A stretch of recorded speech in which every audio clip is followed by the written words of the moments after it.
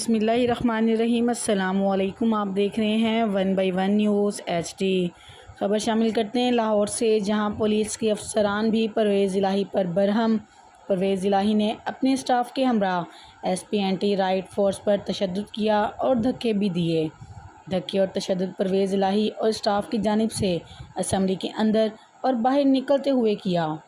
SP पर तशद्दुद। Lahore police का परवेज़ इलाही के ख़िलाफ़ मुकदमा दर्ज करने पर गौर। आला पुलिस अफसरान की मशावरत के बाद परवेज़ इलाही और स्टाफ पर मुकदमा दर्ज करवाया जा सकता है। फुटेज में PTI की ख़वातीन MPs को असम्बली के अंदर SP पर तशद्दुद करते, बाल खींचते देखा जा सकता है।